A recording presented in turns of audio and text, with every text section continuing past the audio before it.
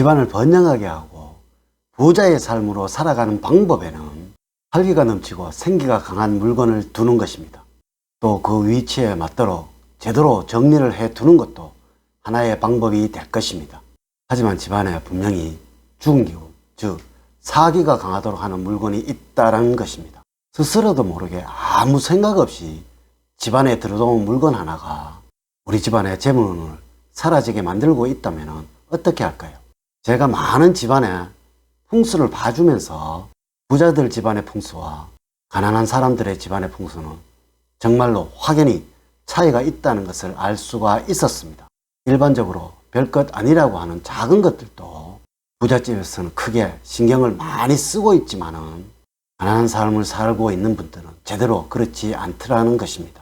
이제부터 집안에서 재물운이 사라지도록 하는 물건들과 꼭 치우셔야 하는 물건들을 알려드리도록 하겠습니다. 여러분 안녕하세요. 소강 박운호입니다. 집안의 생기와 활력이 살아나도록 하는 물건들은 꼭 그 기운이 살아나도록 만들어 주어야 합니다.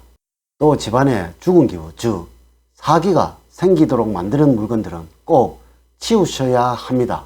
이것만 제대로 하셔도 분명히 닭띠분들이 모르는 어느 순간에 작은 변화가 생길 것이고 이 변화로 인하여 닭띠분들의 가정은 변해 갈 것입니다. 왜냐하면 늘 제가 강조를 하고 있지만은 이 풍수학이라는 것은 우리의 무의식을 자극을 하는 학문이고 이 사소한 자극을 인하여 닭띠분들의 행동은 변해 갈 것이고 이 작은 변화로 인해서 삶이 바뀌어 가기 때문에 그러한 것입니다. 지금 닭띠분들의 가정에 치우셔야 하는 것을 알려드리도록 하겠습니다. 첫 번째로 공기 정화를 위해서 두고 있는 숯입니다. 숯은 절대로 이렇게 두시면 안 됩니다.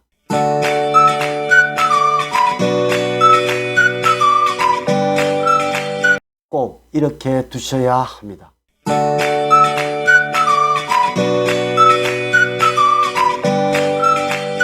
혹시 어떻게 두셔야 할지 모르신다면 치우시면 됩니다.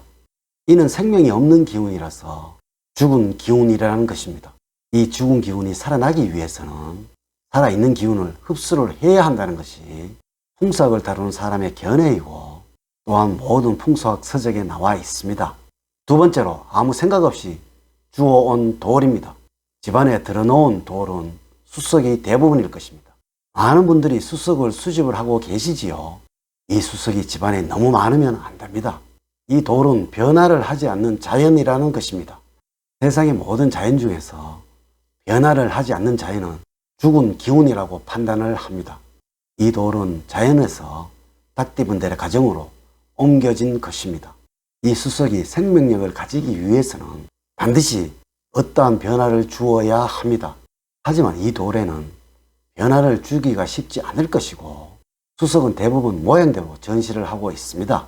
수석이 한두 개라면 모르겠지만은 마치 전시와 같이 많은 수석을 늘어놓는 것은 집안의 죽은 기운을 가득 채우는 것과 다를 바가 없다는 것입니다.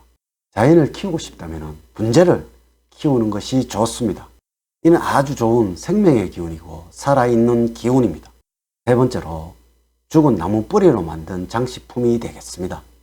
이 역시 자연이고 살아있는 것을 죽여서 집안으로 가지고 오는 경우가 농후합니다. 닭띠분들, 불교에서는 억지로라도 방생을 하라고 하시잖아요. 세상에서 절대적인 원칙이 있습니다. 살아있는 것을 죽여서는 좋은 것은 없습니다. 자연적으로 죽어서 그 뿌리가 썩어서 땅에 박힌 것을 캐어서 집으로 가져온 것이라면 문제가 없을 수도 있겠지만 거의 대부분은 장식을 하기 위해서 살아있는 나무의 밑둥을 잘라서 집안에 가지고 들어오잖아요. 제가 이렇게 말씀을 드린다면 댓글에서는 가구는 어떻게 할 것이냐고 물으실 것입니다. 살아있는 나무를 잘라서 만든 것인데 말이죠. 하지만 이는 분명히 다른 것입니다. 우리가 꼭 쓰기를 위해서 목재를 잘라서 가구를 만드는 것은 새로운 생명력의 변이로 분류를 하지만은 그 뿌리는 그 모양 그대로 사용을 하고 있고 또한 이를 대체할 수 있는 테이블들이 많잖아요. 맞습니다. 살아있는 것을 죽이는 것은 그 물건을 꼭 사용하기 위해서가 아니라면 반드시 피하는 것이 좋다는 것입니다. 네 번째는 잎이 없는 앙상한 나무입니다. 자, 사진을 한번 보도록 하세요.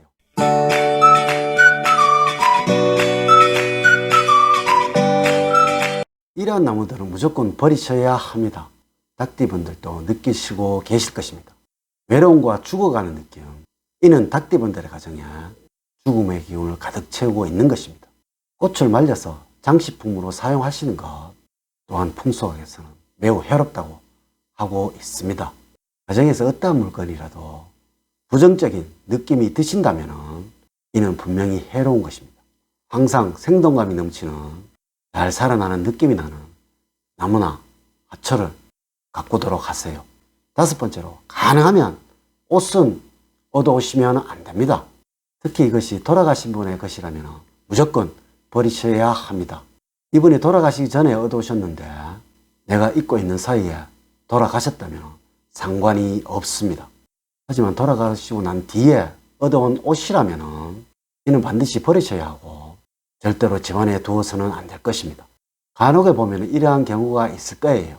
돌아가신 분과의 추억을 잊지 못해서 그분의 유품을 하나 얻어와서 보관을 하고 계시는 것은 전혀 상관이 없습니다.